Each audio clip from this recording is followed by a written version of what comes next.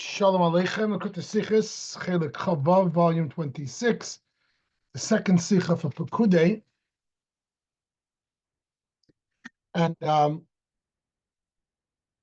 Rebbe begins with a question that's asked by many of the Mefarshim. Pekudei nominally begins that Moshe Rabbeinu is counting and giving an accounting for all the materials that were raised, all the money that was donated. Eilef Pekudei Mishkan, this is the accounting of the Mishkan, the raised money, gold, silver, copper, etc., etc., etc. The Torah gives a detailed listing of how much was raised of each of the three metals, and then how much was spent and where it went for each thing. And nominally, the understanding is that that even Moshe Rabbeinu, such a great tzaddik and everything else, when he's raising money for a public cause, he should come clean. He should have full transparency and give an accounting. Says the Rebbe, and the Mefarshim, many Mefarshim ask the same question. It's hardly a full comprehensive accounting. When it comes to the silver and the copper, it's relatively comprehensive. It says not only how much was raised, but it says also where it went when they spent it. When it comes to the gold, it only says how much was raised, but it doesn't say where it was spent. It's not a fully comprehensive accounting. So this is the question that's asked by many of the Mefarshim. So the answer that's given is, one of the answers that's given is that what happened was, so Moshe is making an accounting for the silver and the copper, but not yet for the gold, because we still have to make the priestly garments, and they were mostly gold. The only metal, apparently, in the priestly garment was the gold. So there's no point in giving an accounting for the gold when you finish building the temple, the Mishkan. You got to finish the whole project, and when you finish the priestly garments, maybe then you can do an accounting. And that's why the gold wasn't really accounted for. It at least doesn't say how it was spent. It only says how much was collected. That's how commentaries deal with that issue. And how come he didn't make an accounting of the gold after the building of the creating of the of the big kahuna of the priestly garments? You want to wait with that accounting until the garments? I understand. But now that the garments are made, give me an accounting. So for this, the answer is given that at that point, the Jews no longer needed it. They trusted him. Initially, he gave an accounting because you're not supposed to go out the trust. You're supposed to come clean and remove any suspicion by coming clean, no matter who you are, even if you're Moshe Rabbeinu. However, at that point, something had happened in the interim. What happened in the interim? That when the Moshe Rabbeinu made an accounting of the silver, and we knew how much silver was supposed to come in because it was a half shekel for each person. And the Torah delineates how many people there were. We know the census, and based on that, how many half shekels and how many shekels, and how that adds up to how much silver was needed, primarily for the sockets, for the adonim, which were the foundation under the walls of the Mishkan. However, when they did the accounting, there was 1,775 extra shekels. And it's brought down in the Medrash that Moshe Rabbeinu forgot what that was for. He figured out the rest of it. He knew exactly how much was collected and where it went. It went for the adonim, for the silver sockets under the crushing. But there was a balance of 1,775 shekels, which wasn't accounted for. And Moshe forgot. I guess it was meant to be that he should forget. So the people started, looking cross-eyed at him. So the heavenly voice came out and said, "You want to know about that 1775? Moshe, you made it the hooks for the amudim, for the beams around the courtyard that held up the curtains of the courtyard. That's what you do with it." This is a beautiful medrash, and it's hinted in the text itself. The language in the text is when it tells you at the beginning of the amount, how much was raised, the gold and silver and copper, and where it was spent. There's a verse that says, and the 1,775 that was left, that was used for the hooks. It doesn't say 1775. It says the 1775. This is we're talking about some famous coinage that's missing. What's the the? The the is the one that Moshe forgot, and the one that I guess the people started accusing him. What's with the 1775? Comes a heavenly voice and says, "You want to know what happened to the 1775?" And Moshe used it for the hooks. That's why it says the. And based on that, the people no longer question Moshe Rabbeinu, and the heavenly voice apparently said, that's why it says that B'chol Beisi Nemanu, he's trustworthy in all my homes, says Hashem. So that was it. There was no longer a need for any further accountability, and therefore Moshe did not bother going back and delineating the expenditures of the gold. So this is how commentary deals with this, so to speak, incomplete accounting, incomplete audit, and the fact that it wasn't even completed afterwards because by then there was no need. So the Rebbe says, though, but on some level, it's not totally satisfactory. Because at the end of the day, if Hashem wants that the Yidden should just trust him, so the heavenly voice should have come out right away. Hashem knows that they're not trusting him. Heavenly voice should come out and say right away, trust him, and the Yidden will trust him. No, you don't want the heavenly voice to do the job. You want the Yidden to actually get an accounting, perhaps to teach them the concept that even a tzaddik has to give an accounting for public money. If that's the case, so why is suddenly the heavenly voice coming to the rescue? If you're leaving it up to heaven, leave it up to heaven from the beginning. If you're leaving it up to an accounting, give a proper accounting. This accounting is there, but it's completely flawed. It's missing the whole expenditure list of the gold. If you look at footnotes and other discussions about this, there's a lot of details missing in the accounting. There's only certain things yes, certain things not. So what is this about? So the Rebbe comes along and the Rebbe presents this, that there's another reason for the accounting, in addition to the fact that there was some concept of accountability that he wanted to show. But there's another reason, a halachic reason. And that is that by Moshe Rabbeinu counting, collecting, overseeing, supervising the collection and doing it by counting the various metals, etc., and being part of the process of taking inventory, if you will, he now takes ownership of all of it and takes ownership of the Mishkan. And this was very, very important because the Mishkan had to belong to every Jew, because the Mishkan was supposed to be the atonement for the golden calf. And therefore, in order to have that atonement, it had to belong to every Jew, because every Jew had some culpability in the golden calf. It had to be, as the language is, eidos. It had to be a testimonial from Hashem that he forgave them for this terrible cardinal sin.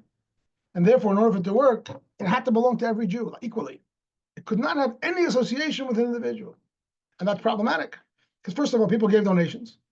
So there's a certain association. Suppose you're building up a shul, a yeshiva. The people who are larger donors, in a sense, they have greater ownership. Maybe the name is on the building, maybe the name is on the classroom, or everyone knows they gave so much money. In a sense, there's more ownership than somebody else. It needs to be completely equal. Another problem, even greater perhaps, is that it was made by certain artisans. Bitzalel from the tribe of Yehuda, Aliyah from the tribe of Dan. They're the craftsmen, they made it. So even though they brought it to Moshe, but they made it, so it's still like theirs. You know, if you buy a piece of art from a great artist, even if you pay him, it's still his. He signs his name. It's still his work. It still has his name on it. And here, it seems from commentary that they weren't even paid for the work. So clearly, it's their mitzvah, it's their contribution. So because of all these reasons, the Mishkan is lacking the concept that it belongs to every Jew completely equally. It's not something that one Jew needs more than another. They all needed it. If you're here, you needed this kapar of Chet HaEgel, and therefore it had to belong to everybody completely equally. And therefore, how do you do that? Aha! You bring it to Moshe Rabbeinu. He's the Nasi Adar. He represents all the people. He's the essence of all the people. And by him taking ownership of it, it now belongs to every single Jew equally. And the Rebbe points out that, and therefore that was the accounting. It wasn't, Moshe wasn't counting it so much to show transparency. There is that aspect too. But on that level, it was far from complete. It was more of a symbolic counting. That by counting it, he is taking ownership. It reminds me a little bit of how when the Rebbe would send matzahs, they would bake the matzahs on Albany Avenue. How does it become the Rebbe's matzahs? The Rebbe didn't go to the baking.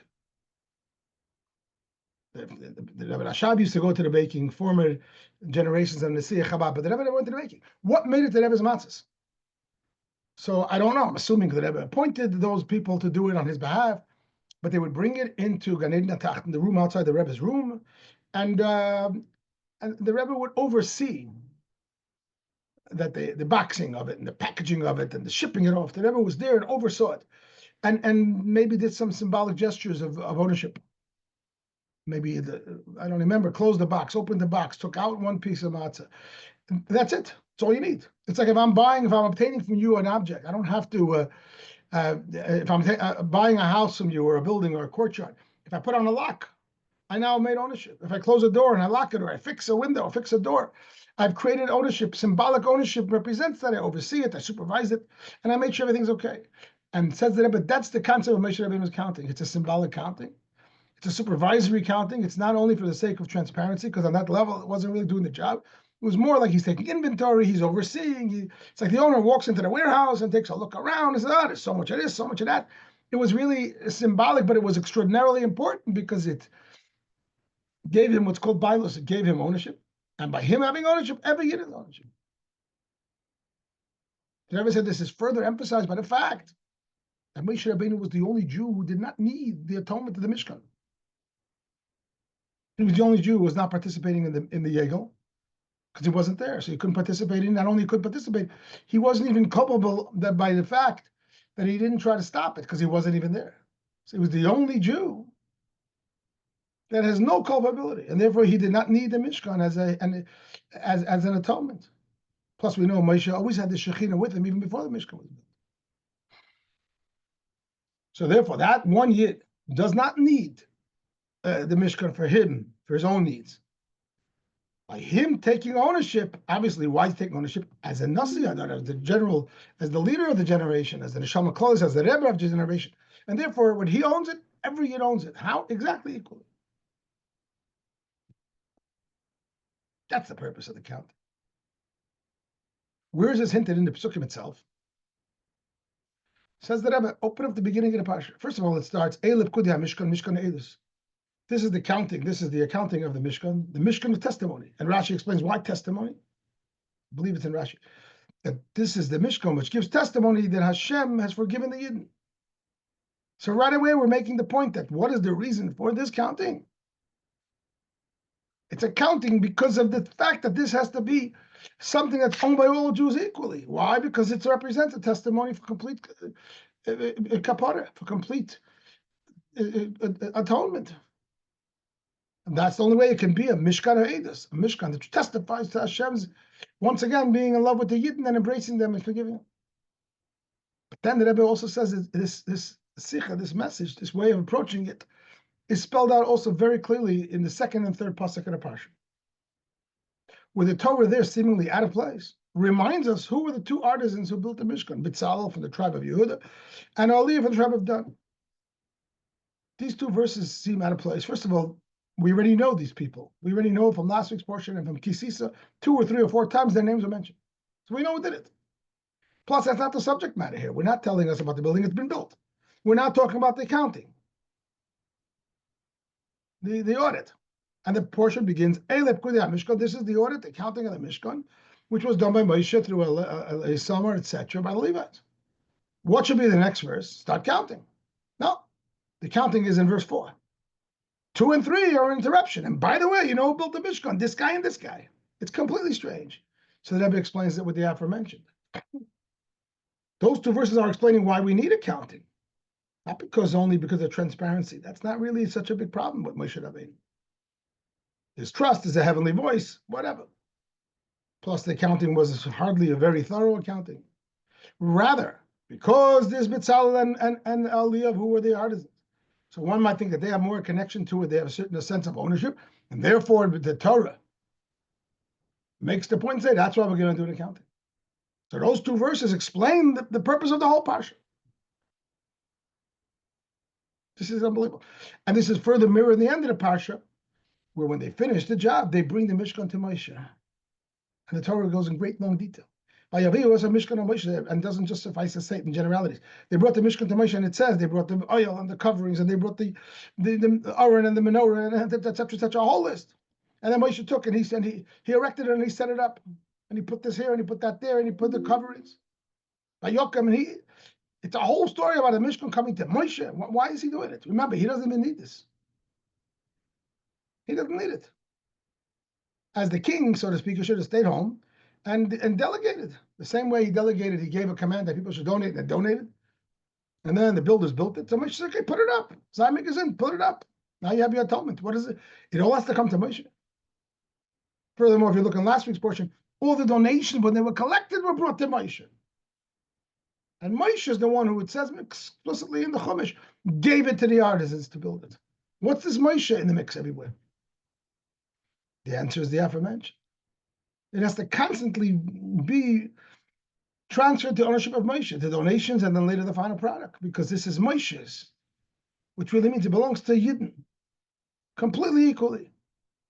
And therefore, in the end of the day, there's no connection between any of these donations and their donors, and there's no connection between the Mishkan and the builders. It's Moshe, which means it's every year is equally. It's as if the Mishkan is the Shema Yisrael of every year. It's the essence. It's the kapara. It's the antidote of the ego. It's Achdus Hashem. It's the part of Yiddishkeit that every year shares equally. This is a whole new Parshas Pekudei. To be honest, I always wondered about this parsha because it's obvious that the sense is that the accounting is not complete, far from complete. If you look in detail, look in commentary, and look in the Ha'aris and the Sicha and the other Sicha that we're learning this week, not only the gold wasn't counted, there were many other materials that weren't counted at all. I mean, it's such a flawed audit. But the Rebbe says the meaning of the audit is something else completely. It's Moshe supervising and therefore taking ownership. And therefore, it only needs to be on certain things and on symbolic things. The Rebbe gets a little more into detail that which things is it? It's the walls and the sockets that hold up the walls, the foundation. It's similar to the concept mentioned earlier that how do you take ownership of a house or a courtyard? You put on a door, you put on a lock, you take the control of the environment. So that's what it is.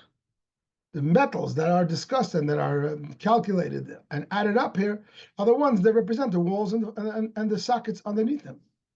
Whereas all the other details that came later, including the various vessels that went inside the temple, etc., they're already details. We're talking about the general ownership of the space. You have to put a lock on the door. You have to tell me about the walls. Everything else is not so important.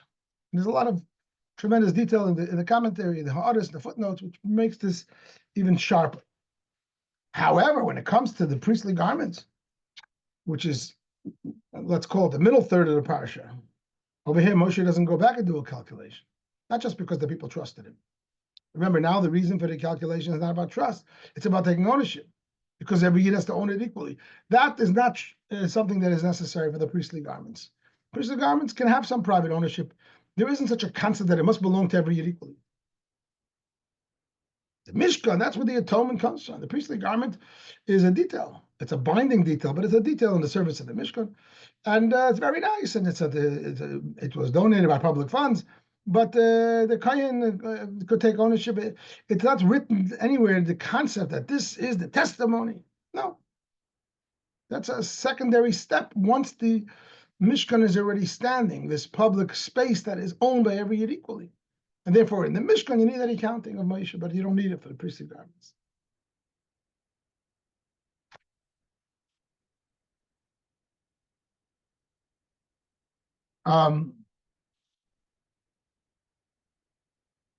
It never proves this with a further nuance. And when it came to the donations that built the temple, they brought the donations to Moshe. And apparently Moshe then gave it to the people who built the temple. However, it says clearly, the Rebbe says, it says clearly that they took it from Moshe. That these wise men, these artisans came and they took it from Moshe, the gold, silver, copper, and everything else. Moshe is in the mix because, as we said before. However, when it comes to the materials that were used for the priestly garments, including the gold and the wools and the various things, the language is that these artisans, they should take the gold and silver, and it says that they should take it straight from the donors. This is a quote from Rashi. So therefore, because there wasn't the element of Moshe putting his finger on it in order to make it public and equally owned by every Jew.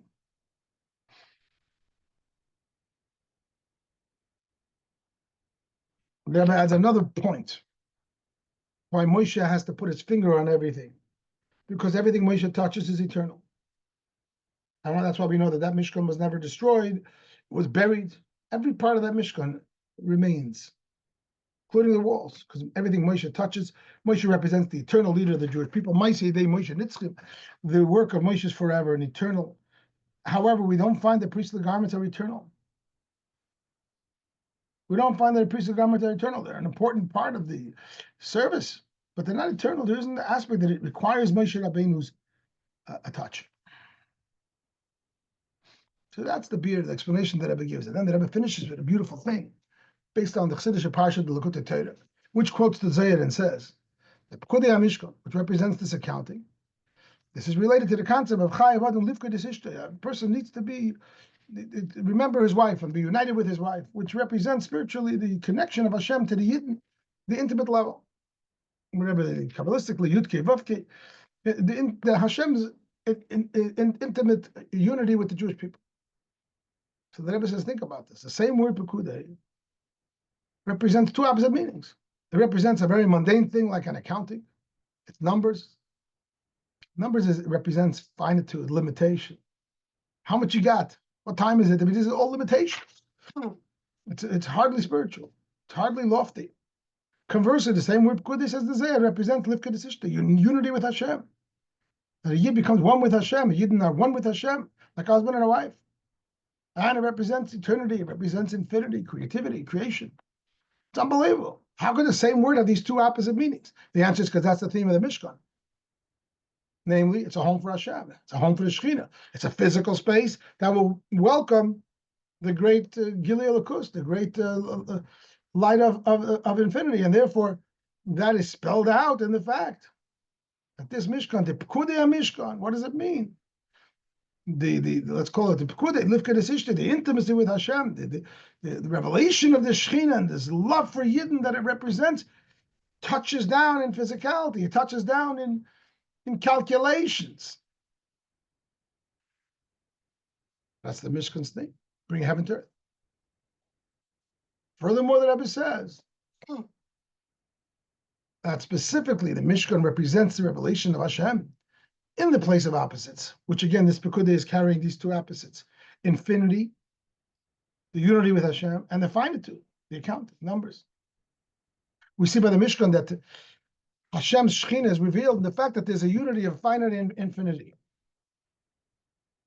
Because the principle is that Hashem is clearly not finite, but he's also not infinite. You can't put Hashem into the infinite. You can't expel him from the world of the finite, because that would give him a limitation. If you tell him he's limited, that he can only be in a place of infinity, that itself is a limitation. So really, what is Hashem? Whatever he wants to be. So how do you express that? How do you express that true infinity?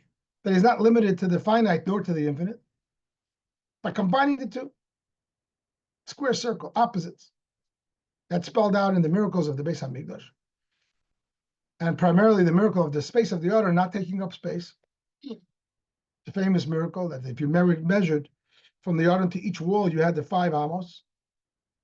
And you measure from wall to wall, you had the 10 amos. So the 2.5 amos of the Aron was like gone. So you might say, because it's an Aron, it's a divine thing, and it doesn't really work in the realm of space. It's beyond space. On the other hand, it was space. It had to be created exactly 2.5 cubits by 1.5 cubits, and it had to be measured as such. In fact, that's the language of the Chazal that tells us about this miracle. Makam ha'aron enim enamida. The place of the ark, it has place. It's totally measurable, and yet it's not measured. Because it represents the square circle. It represents the opposites combining. It's not a miracle beyond nature. It's not limited in nature, clearly. It's where nature and miracle combine. Nature maintains its status, miracle maintains its status, and they merge, and there's not a problem. This is like the mind can't fathom. What does it mean, a square circle? It's an impossible thing. But that represents the space of the Shekhinah, because where do you see the true infinity of Hashem, where it combines both Gvul and Bigvul, infinity and finitude? Parenthetically, I believe that all the miracles, the Asar Nisim, that 10 miracles that happened in the temple were of this nature. There are miracles that just distort nature. But then the miracles of the temple, my understanding is that they all represent this combination. There was still an element of nature, and within that space, there was no nature. For example, the rain did not put out the fire on the altar. If it was totally miraculous, the rain would never enter the temple. That space of the courtyard where the Mizbeach, where the altar stood, should have been protected. No rain could come in. It's a miracle. No, the rain did come in. So it acted naturally, but the rain didn't put it out. Nature and miracle working in tandem. Or else the miracle that it says that they came, millions of Jews came up in a pilgrimage. They stood in the Harabayis, in the space of the Temple Mount, and they were cramped like sardines. It was packed. Suddenly, when it came time to do the kodesh, to prostrate themselves, there was room for everybody. So you ask the question, if we want to work naturally, so there's no rooms. Why suddenly the space to bow? If you say no, it's a miraculous space. This is the temple. So there could be millions of people and everyone has space. So why should they stand like sardines when they're not prostrating? And the answer is because that's exactly the concept. We want to bring the miracle into nature. That's the idea of the Mishkan. Furthermore, I said earlier, that's where you see the infinity, that it's in a space of finitude. The Mishkan took up space, the Temple Mount took up space, and there were a lot of people. It was very crowded. And yet within that natural environment, so to speak, nature did not stop the miracle from happening, and they were able to suddenly find space to prostrate themselves when they needed to. So similarly, coming back to this, the Rebbe says that's the concept of the Pekudei, having these two opposite extreme meanings, and that's what brings about the infinity, as we said before, and that what brings out the eternity, which is really what Moshe Rabbeinu represents, combining heaven and earth, and that is something that will be eternal and represents the revelation of the Shekhinah in a way of total unity, unity of intimacy. What's the takeaway? My Yidden here always want to know, so what's the lesson? So one of the lessons that I thought of is that when you look at Torah mitzvahs, it has these two opposites. On the one hand, it's very, very technical and very detailed. Mitzvahs are like an audit, an accounting. What time is Shabbos lit? Did you put enough oil in the maneda? Did you give 10%? Did you give 20%? How much? How big? How small? How big is your tefillin? How does it measure? Etc. etc. It's coming down to details. And a lot of people are bothered by this. He's talking about Yiddishkeit. It's supposed to be spiritual and transcendent and holy and infinite, and it represents the infinity of Hashem. They look at me when I tell them, the tefillin, they have to be black and square, and you should measure if it's exactly, and make sure that it fits, and make sure that it's not touching. And they say, Rabbi, you're being petty. It's a big petty. So I lit them a Shabbos licht at 4:15, Chas Shalom lit at 5 o'clock. It's such a big difference. Well, God is looking at the watch. You're being petty. And the answer is no. That's exactly how you touch Hashem in the Pekudei. The pocket of Sishta, the infinity of Hashem, is touched and encapsulated and connected. And the unity of a Yid to Hashem, in where? In the petty details, because that's really how you see the true infinity, that finitude and infinity come in one. Where is Hashem? Where is Kedusha? Where's Elokus? Wherever he wants to be. And he wants to be, and he can be, in every space, including and perhaps especially in the most tiniest minutia of our behavior, of our thoughts, speech, and action. That's how we bring Mashiach. That's how we make a Mishkan for Hashem.